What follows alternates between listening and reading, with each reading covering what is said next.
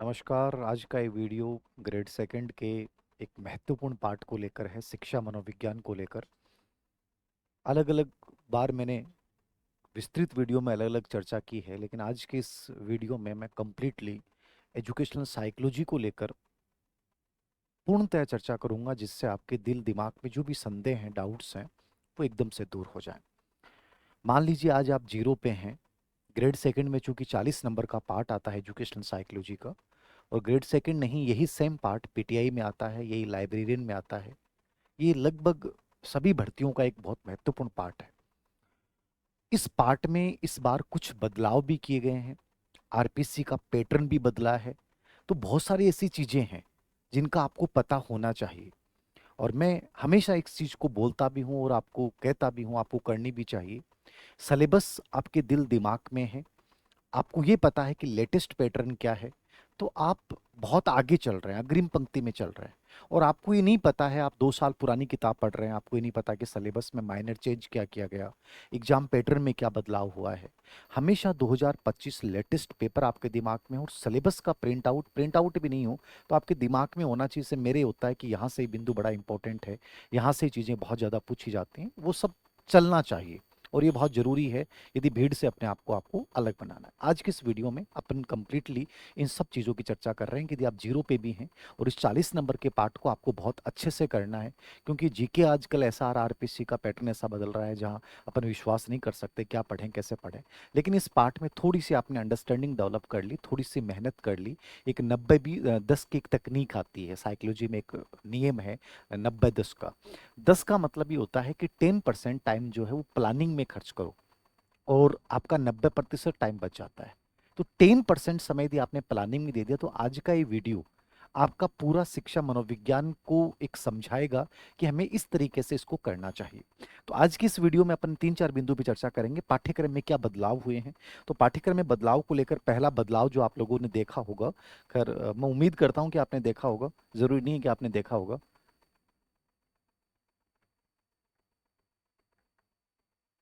दिख रहा है क्या?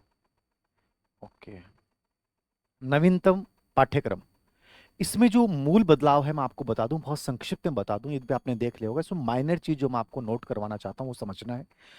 पहले टॉपिक था शिक्षा मनोविज्ञान, जिसमें अपन मनोविज्ञान भी पढ़ लेते थे, लेकिन अब जो RPSC grade first grade second दोनों में जो बदलाव किया गया था, उसमें सेकंड ग्रेड में स्पेशली प्रकृति, दायरा और प्रभावी शिक्षण के निहितार्थ, मतलब आपको स्पेशली 3 बिंदु पढ़ने हैं। शिक्षा मनोविज्ञान क्या है, वैज्ञानिक है कि नहीं है, अनुप्रयुक्त क्यों है, व्यवहारिक क्यों है, वो पार्ट स्पेशली शिक्षा मनोविज्ञान का प्रारंभ। चाहे मनोविज्ञान वाला बेसिक पार्ट आप छोड़ दें।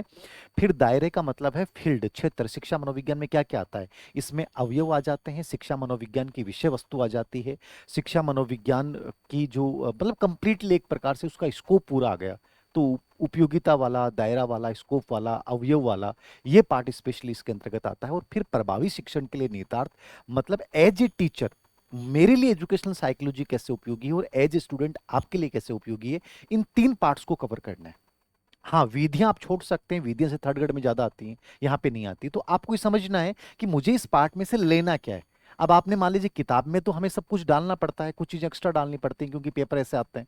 लेकिन आप, आरपीसी ये कहती है कि सीधा पैटर्न के अकॉर्डिंग चलो, सिलेबस से बाहर आपको जाना ही नहीं है। तो आप स्पेशली इस बिंदु को ऐसे पढ़ें। ऐसे विद्यार्थी का समग्र विकास है, विकास की अवधारणा है, सिद्धांत है। तो अवधारणा के अंतर्गत क्या आता है, अवधारणा क्या है, ग्रोथ एंड डेवलपमेंट क्या है, विकास के सिद्धांत क्या है, वो सब अवधारणा में शामिल हो जाते हैं। तो सिद्धांत का मतलब क्या, सिद्धांत सब आ गए, यहाँ जितने भी विकास के सिद्धांत हैं वो भी आगे, और सामान्य सिद्धांत भी आगे। फिर जैसे संज्ञानात्मक, सामाजिक, नैतिक, भावनात्मक, भाषाई और शारीरिक विकास। पहले आपके केवल 4 ही विकास थे, अब इन्होंने क्या जोड़ दिया, मान संज्ञानात्मक विकास और भाषाई विकास। संज्ञानात्मक विकास पिछली बार भी जोड़ दिया था, भाषाई विकास स्पेशली इस बार जोड़ा है। तो लैंग्वेज डेवलपमेंट क्या है, अब लैंग्वेज डेवलपमेंट में पर्सन क्या आते हैं भी पता होना चाहिए। तो लैंग्वेज डेवलपमेंट में पर्सन, जैसे इस बार ये नया पूछा गया, भाषा विकास को प्रभावित करने वाला कारक क्या है। तो इस प्रकार से आपको समझ में आना चाहिए कि मुझे इस पार्ट में से क्या लेना है। जैसे नैतिक विकास में नॉर्मली कॉहलबर्ग और पियाजे पढ़ते हैं, अब पैटर्न चेंज हो रहा है, वहां एलियट ट्यूटोरियली का सिद्धांत भी आता है, जो नई वाली जो अपनी किताब है, इस किताब में मैंने स्पेशली इसका जिक्र किया है, क्योंकि ये 2025 में 2 प्रश्न इसके ऊपर आ गए। तो ये चीज आपको समझ में आनी चाहिए कि सर नया सिद्धांत क्या आ रहा है, हम पुराने तरीकों में बदलाव लेके आए। क्योंकि आरपीएससी नहीं चाहती कि आप 2 साल वाले ढर्रे पे चलें। अब आपको ये बदलाव लाना पड़ेगा कि नैतिक विकास पढ़ रहा हूं तो मैं पूरा पढ़ के जाऊं। हाँ, अवस्थाएं आपको इसलिए पढ़नी पड़ेंगी क्योंकि जो विकास के पहलू हैं वो अवस्थाओं के संदर्भ में आते हैं। अब बाकी चीजें छोड़ दें, चाहे कोई दिक्कत नहीं है। ऐसे जैसे सीखना लर्निंग है, सीखने में पहले प्रकार नहीं डाल रखा था इन्होंने, अब प्रकार इंपॉर्टेंट हो गया, चाहे डेविड ऑसुबेल है, चाहे रॉबर्ट गेन है, चाहे सामान्य प्रकार है। इस बार नया प्रश्न आया है, मेमोरी लेवल, स्तर वाला, प्रकार वाला। तो ये चीजें आपके दिमाग में चलने से मेरे दिमाग में है कि memory level, understanding level, thinking level, ये प्रश्न आ रहे हैं। अधिगम स्थानांतरण पहले सिलेबस में था, बट अब वो नहीं है। तो इसका मतलब अधिगम स्थानांतरण को आप इग्नोर कर सकते हो, पढ़ लेना चाहिए, नुकसान नहीं है, लेकिन फिर भी आप इग्नोर कर सकते हो। आपको पढ़ना है व्यवहारवाद, संज्ञानवाद, सामाजिक संज्ञानात्मक और रचनात्मक। पहले सिर्फ संज्ञान लिखा था, अब सामाजिक संज्ञानात्मक जोड़ दिया, मतलब आपसे अपेक्षा कर रहा है कि लेव वाइगोस की कोई स्पेशली पढ़ के जाओगे आप। और रचनावाद दृष्टिकोण, जिसमें स्पेशली 2025 में 5E पे बहुत प्रश्न पूछे गए हैं। तो 5E का जो कॉन्सेप्ट है, उस ढंग से पढ़ लो। प्रभावित करने वाले कारक और एक शिक्षक के लिए निहितार्थ। आप देखना, जो नया पैटर्न आ रहा है आरपीएससी का, या जो नया सिलेबस आ रहा है, उसमें ये बिंदु सभी टॉपिक्स में जोड़ा जा रहा है कि मीनिंग क्या है, उसके लिए आपकी उपयोगी क्या है, एज ए टीचर मैं क्लास में उसको अप्लाई कैसे करूंगा। ये चीजें आपको समझनी पड़ेगी, मतलब कॉन्सेप्ट बेस्ड साइकोलॉजी आपको पढ़नी है। फिर पर्सनैलिटी, जैसे पर्सनैलिटी में अर्थ सिद्धांत मापन डाला, तो आपको 3 ही बिंदु पढ़ने हैं। अर्थ सिद्धांत मापन ढंग से पढ़ लो, प्रकार भी पढ़ के जाओ, क्योंकि सिद्धांत का पार्ट होते हैं प्रकार के, प्रकार छोड़ दें क्या नहीं। लेकिन पिछली बार प्रभावित करने वाले कारक भी डाल रखे थे, लेकिन वो अवधारणा का पार्ट होता है, इसलिए उसको छोड़ना नहीं चाहिए। फिर समायोजन और मानसिक स्वास्थ्य, पहले सेकंड ग्रेड में मानसिक स्वास्थ्य नहीं था, अब मानसिक स्वास्थ्य को ऐड कर दिया इन्होंने। मानसिक स्वास्थ्य को क्या कर दिया, ऐड। तो ये दिमाग में होना चाहिए कि मेंटल हेल्थ पढ़ना है, समायोजन भी पढ़ना है। यद्यपि समायोजन और मानसिक स्वास्थ्य दोनों एक दूसरे से जुड़े हुए टॉपिक हैं, तो समायोजन भी पूरा पढ़ना है, मानसिक स्वास्थ्य भी पूरा पढ़ना है। केवल नाम डाला है, लेकिन इसका मतलब सब कुछ पढ़ना है इसमें। तो ये नई चीज आ गई आपके सामने। फिर बुद्धि और रचनात्मकता, ये पिछली बार भी सेम था, इस बार भी है, लेकिन पहले संवेगात्मक बुद्धि को अलग से नहीं डाल रखा था सेकंड ग्रेड में, केवल ग्रेड फर्स्ट में डाल रखा था। अब इमोशनल इंटेलिजेंस को इन्होंने अलग से मेंटेन किया है, और लास्ट ईयर के पेपर में खूब प्रश्न पूछे गए। तो इमोशनल इंटेलिजेंस आपको ढंग से तैयार करना पड़ेगा, जैसे ग्रेड फर्स्ट में अपन पढ़ते हैं। बुद्धि तो पूरा पढ़ना ही पढ़ना है। अब बुद्धि में भी देखो प्रश्न कैसे आने लग गए, स्टर्नबर्ग के मूल प्रकार नहीं आ रहे, उसके घटक आ रहे हैं। थ्रस्टन के अंतर्गत जो प्रकार बताएं, उसके अंतर्गत उदाहरण देके प्रश्न पूछ रहा है। तो ये चीज समझनी है कि मुझे जब पढ़ रहा हूं तो मैं पूरा कॉन्सेप्ट पढ़ूं, ऐसे नहीं कि सिर्फ नाम याद कर लिए, रीडिंग मार ली, वो काम नहीं चलेगा। तो ये चीज जो मैं आपको बताना चाह रहा हूं, ये अप्रोच फॉलो करना पड़ेगा, ये पूरा नया पैटर्न है। अवधारणा और अभ्यास, अब अभ्यास वाला बिंदु जोड़ दिया। अभ्यास का मतलब क्या होता है, अभ्यास पे प्रश्न ऐसे पूछेगा कि एक बच्चे में इस बुद्धि का अभाव है, या बच्चे में ये चीज नहीं कर पा रहा, तो एज ए शिक्षक आप उसको डेवलप करने के लिए क्या करोगे। तो ये अभ्यास वाले प्रश्न होते हैं। तो अभ्यास का जोड़ने का मतलब है, वहां अप्लाइड 1-2 प्रश्न आपसे पूछ सकता है कि ये तकनीक डेवलप करने के लिए बच्चे में आप क्या करोगे, सेल्फ मोटिवेशन बढ़ाने के लिए बच्चे में क्या करोगे। तो ये चीजें पकड़नी है, कैच करनी है कि ये जो नए बिंदु जुड़े हैं उनका मतलब क्या है।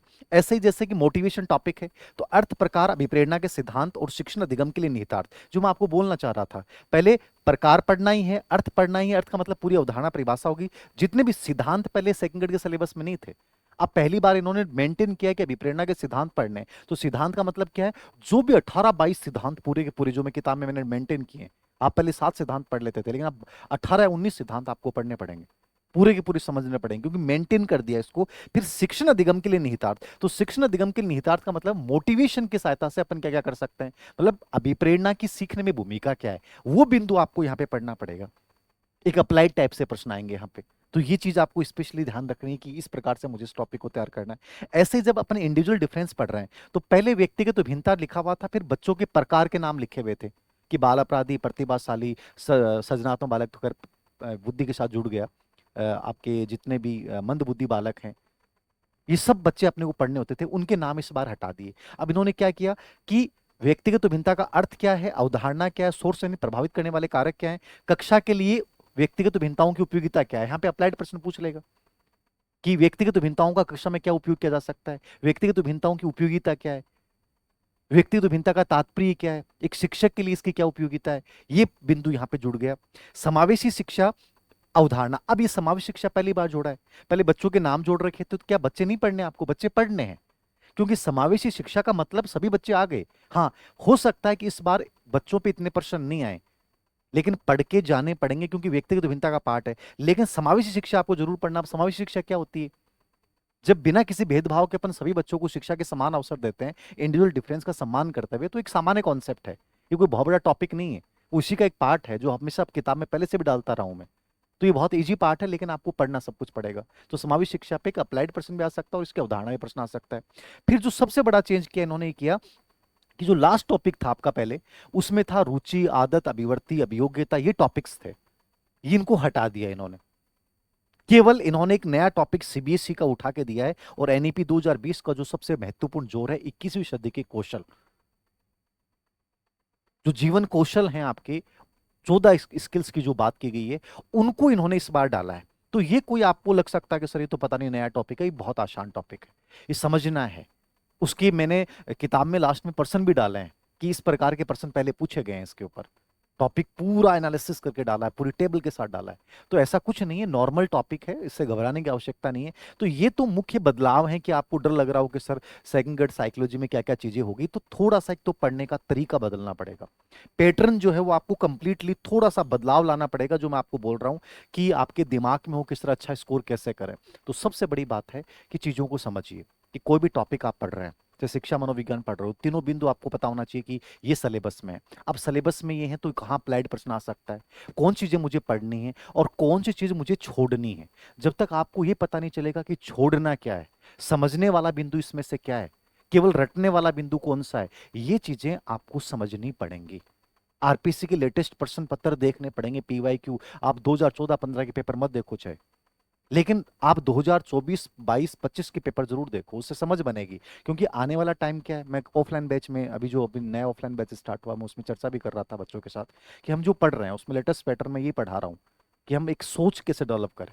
तो ये जो प्रश्न आ रहे हैं वो सब कूट संकेत वाले प्रश्न आ रहे हैं, कथन कांड वाले प्रश्न आ रहे हैं, और वो बस प्रश्न आप तब कर सकते हो जब आपकी प्रैक्टिस बहुत अच्छी होगी, कॉन्सेप्ट बहुत मजबूत होगा। तो स्पेशली आप अच्छा स्कोर कर सकते हो। मेरा कहने का तरीका है, एक तो थोड़ा सा दिमाग में रखना कि मुझे ये छोड़ना है और ये पढ़ना है। नंबर 2, जैसे टॉपिक पढ़ा पीवाईक्यू देखे, और उसके बाद जैसे मान लीजिए कोई भी अच्छी टेस्ट रही, चाहे वो मेरी साइकोलॉजी की अच्छी लगती है आपको, क्योंकि मेरा लेवल बहुत कठिन आता है, मैं पेपर बहुत स्तरीय बनाता हूँ कि एक 20% बनाऊंगा तो उसमें पूरा टॉपिक कवर हो जाता है। आपको कोई उससे अच्छी टेस्ट सीरीज मिलती है तो वो दीजिए, लेकिन दीजिए, उससे आपको अपनी कमियों का पता चलेगा और उसके आधार पे आप अपना सुधार कीजिए। और कोशिश करो जिंदगी में चीजों को इतना बोझिल मत बनाओ कि मैं नहीं कर सकता।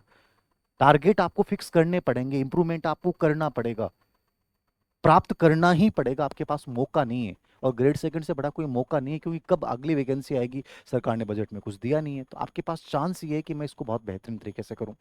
फिर आरपीसी के बदलते नवीनतम पैटर्न की बात, तो नवीनतम पैटर्न को मैंने बता दिया है कि सब प्रश्न कूट चयन वाले प्रश्न आएंगे। ये मतलब पूरा कॉन्सेप्ट क्लियर होगा तो ये प्रश्न कर पाएंगे, आप अधूरा नहीं पढ़ सकते। नंबर 2, कथन कांड वाले प्रश्नों का अभ्यास करना पड़ेगा, और ये बहुत आसान प्रश्न होते हैं बट थोड़ी सी प्रैक्टिस करनी है। ठीक है, जो चीजें मैंने अभी सिलेबस की चर्चा करते समय बताई कि जैसे 5 में नए प्रश्न आ रहे हैं, एग्जाम्पल आ रहे हैं। नैतिक विकास में केवल कोहला बरग पियाजे पढ़ते थे, अब नई चीजें पूछ रहा है, एलियट ट्यूटोरियल पूछ रहा है। तो ये जो चीजें आपको पढ़नी पड़ेंगी कि चेंजेज कहाँ आ रहे हैं, बदल रहा पैटर्न में क्या नई चीजें पूछ रहा है। ये चीजें से मेरे दिमाग में कि साइकोलॉजी में यहाँ से ज्यादा पुटअप किया जा रहा है, इन चीजों को पढ़ाया जा रहा है, तो वो सब चीजें आपको इंक्लूड करनी पड़ेंगी। क्योंकि वो चीज नॉर्मल ढर्रे से पढ़ रहे हो तो आपको पता नहीं चलेगा, सर मैंने चर्चा कर ली कि ये नई चीजें आ रही हैं, आपको पता ही नहीं। हमें कहीं ना कहीं समझना पड़ेगा। यही जब हम ग्रेड थर्ड के लिए पढ़ेंगे तो थोड़ा सा अलग रणनीति अपनाएंगे, ग्रेड सेकंड के लिए हम अलग रणनीति अपनाएंगे, क्योंकि वहां फैक्चुअल चीजें ज्यादा पूछ रहा है, वहां डेट्स पूछ रहा है, परिभाषाओं में भी डेट पूछ रहा है, लेकिन आरपीसी नहीं पूछती। ध्यान में रखते हैं मुझे तैयारी कैसे करनी है। तैयारी का मैं सिंपल सा तरीका मैंने बताया, बहुत ज्यादा घबराने की आवश्यकता नहीं है। आपके पास जो भी कंटेंट है, चाहे वो अवनी की किताब है या किसी और की आपको अच्छी लगती है, ये आपके ऊपर डिपेंड करता है, कभी थोपी नहीं जाती चीजें। आपका मन खुश होना चाहिए कि सर मुझे इसके साथ जाना है, लेकिन जिसके साथ जाओ उस पर विश्वास रखो कि वो बेस्ट है और इससे बेहतरीन मुझे कुछ नहीं मिलेगा। उसकी पूरी चीजें फॉलो कीजिए ईमानदारी से। नंबर 2, सिलेबस आपके दिमाग में होना चाहिए। नंबर 3, आप हमेशा अपने अंदर इंप्रूवमेंट की गुंजाइश रखें कि मेरे टॉपिक समझ में नहीं आया लेकिन मैं अच्छे से कर सकता हूं, इसमें कहाँ मुझे सुधार की जरूरत है, वो पीवाईक्यू से आपको पता चलेगा।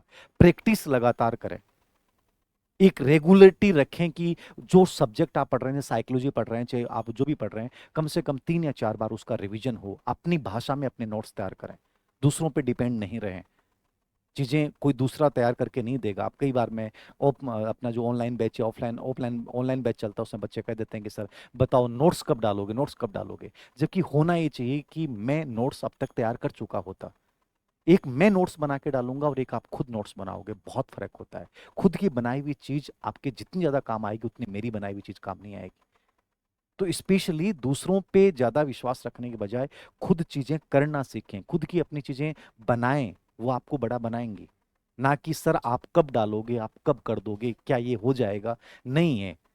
कोई जो टॉप भी किया ना जिसने एग्जाम को, उसके भी आप नोट्स आपके काम नहीं आएंगे, आपको खुद की चीजें बनानी पड़ेंगी। ये बहुत जरूरी है। और बाकी तो आपके ऊपर मर्जी, डिपेंड करता है कि आप क्या पढ़ते हैं, कैसे पढ़ते हैं, ठीक है ना।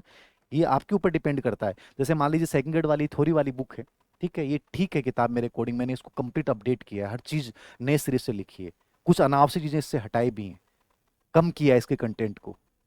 अब आप में से कहीं कोई बच्चा कहते हैं सर लैंग्वेज बहुत हार्ड है, अरे आरपीएससी के पेपर की लैंग्वेज हार्ड आएगी तो इसको वैसा ही तो लिखना पड़ेगा ना, जो पेपर आ रहे हैं वैसा ही तो बनाना पड़ेगा ना मुझे। मैं आसान बना दूं, प्रश्न आएंगे ही नहीं तो मतलब क्या है। अब पर्सन ही टेक्स्ट किताबों की भाषा पूछ रहा है, और इस किताब में जो भाषा है वो टेक्स्ट किताबों की भाषा है, मूल किताबों की भाषा है, इसलिए आपको हार्ड लगती है। मैं अपनी भाषा क्लासरूम में लिखाता हूं, बताता भी हूं, लेकिन वो एग्जाम में नहीं आएगी तो दिक्कत हो जाएगी ना। तो बेटर क्या है कि मैं इसलिए दोनों चीजें अपनाता हूं साथ में। जब क्लास में ऑफलाइन में पढ़ा रहा हूं तो मूल किताबों की भी चर्चा कर रहा हूं कि मूल किताब में लैंग्वेज है, इसको आप इस प्रकार से समझ सकते हो। प्लस आप ऑब्जेक्टिव साथ देखो, कि ऑब्जेक्टिव में ज्यादा नहीं देखो तो इसके जो आप 3 या 4 साल के सेकंड ग्रेड के पेपर है, सेकंड ग्रेड मतलब फर्स्ट ग्रेड के पेपर ही फॉलो करो आप, क्योंकि जो टॉपिक पढ़ रहे हो उसके लेटेस्ट बिंदु पूरे के पूरे होने चाहिए, ठीक है। फिर भी आपकी मर्जी है, आपको लगता है कि सर नहीं ये चीज़ ज़्यादा बेटर है, जैसे टेस्ट सीरीज का आप देख सकते हैं, कि मेरी हो या किसी और की हो, अभ्यास तो आपको करना पड़ेगा, और अच्छे लेवल का अभ्यास करना पड़ेगा, और उससे गलतियों को ढूंढें और सुधार करें। वो जो भी आपको बेटर लगे, जो आपको लगती है कि सर ये ज़्यादा सस्ती है, ज़्यादा बेटर देते हैं, तो उसके साथ जुड़िए, लेकिन जुड़िए, मेहनत कीजिए। किसी मतलब ऐसे मत सोचिए कि सर ये ही करना, जहां आपको बेटर लगता है, जहां से आपको इंट्यूशन अच्छा आता है वो कीजिए, ठीक है। और ये मेन चीजें हैं जो आपको कर सकते हैं, ठीक है। ऑफलाइन बैच भी स्टार्ट किया है, इसका भी ऑनलाइन हम प्रयास करेंगे कि जल्दी उपलब्ध करवा दें। खैर में भी कोशिश करेंगे, कह नहीं सकते, जल्दी लाइव या रिकॉर्डेड के रूप में जो भी पॉसिबल होगा। मूल जो चीज़ है, चाहे आप सेल्फ स्टडी कर रहे हैं, सबसे बेस्ट तरीका है रीडिंग कैपेसिटी को बढ़ाइए, जो चीज़ पढ़ रहे हैं उसको बहुत अच्छे तरीके से पढ़िए। साइकोलॉजी धोखा नहीं देगी, जीके धोखा दे सकता है। ये ऐसा विषय है जो वहाँ पूरा 100% आप स्कोर कर सकते हैं। बस थोड़ी सी समझ बनानी है, थोड़ा सा पाठ्यक्रम का एनालिसिस करना है, थोड़ा सा इंप्रूवमेंट करना है, सब चीज़ें अच्छी हो जाएंगी। धन्यवाद।